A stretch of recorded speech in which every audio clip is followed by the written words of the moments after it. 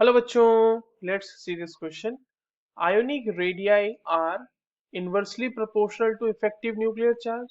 Option 2 कह रहा है inversely proportional to square of effective nuclear charge.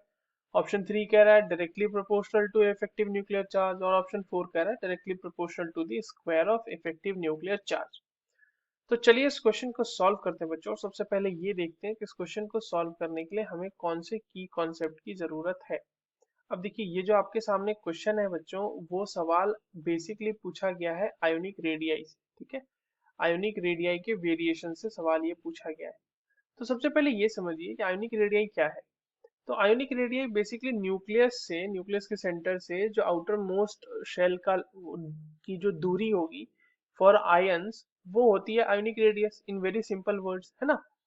अब देखिए, आयन जो होते हैं बच्चे, वो दो तरह के होते हैं. या तो कैटायन हो सकता है या तो एनायन हो सकता है. अब कैटायन में क्या होता है कि एक इलेक्ट्रॉन निकाल लिया गया, और एनायन का फॉर्मेशन कैसे होगा कि उसमें एक इलेक्ट्रॉन जोड़ दिया गया किसी भी न्यूट्रल एटम में.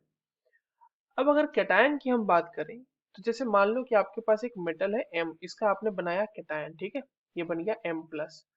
तो इट हैज बीन ऑब्जर्व कि जो न्यूट्रल एटम का जो रेडियाई होगा ना, जो साइज होगा, वो बड़ा होगा उसके आयनिक फॉर्म से.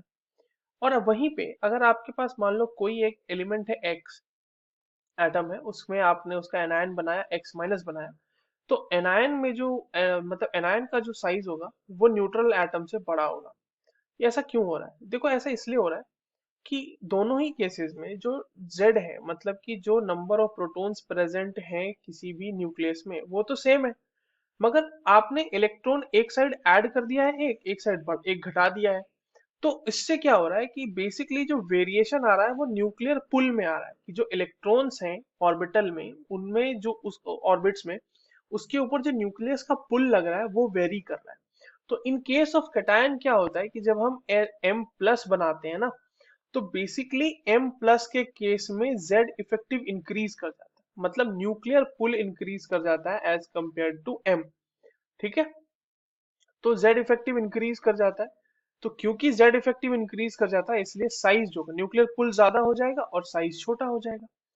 वहीं पे अगर हम एक्स माइनस की बात करें, तो एक्स माइनस के केस में जेड इफेक्टिव डिक्रीज कर जाता है, क्योंकि एक इलेक्ट्रॉन और ऐड हो गया है. तो इलेक्ट्रॉन ऐड हो गया अगर, तो ऑब्वियस सी बात है न्यूक्लियस की जो स्ट्रेंथ है इलेक्ट्रॉन को खींचने की, वो थोड़ी कम हो जाएगी. तो यहाँ पर हम ये देख पा रहे हैं कि जेड इफेक्टिव अगर बढ़ रहा है तो साइज उसका छोटा हो जा रहा है. सॉरी, जेड इफेक्टिव बढ़ रहा है तो साइज छोटा हो जा रहा है. तो इसका मतलब Z effective effective nuclear charge और जो हमारा साइज ऑफ आयन है, आयोनिक रेडियाई है, उसके बीच कैसा रिलेशन फॉलो हो रहा है बच्चों? वो हो रहा है इनवर्स रिलेशन. तो ionic radii is basically ionic radii is basically inversely proportional to Z effective, या फिर उसको आप बोल सकते हैं इफेक्टिव न्यूक्लियर चार्ज. यही हमारे पास ऑप्शन में भी इफेक्टिव न्यूक्लियर चार्ज गिवन है. अब ये हमारा किस में दिया हुआ था? ये हमारा दिया हुआ था inversely proportional to effective nuclear charge, पहला वाला ही.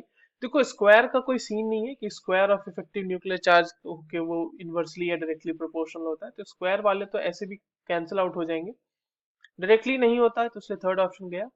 So the correct answer for this given question is option number 1. I hope you understood this well. All the very best.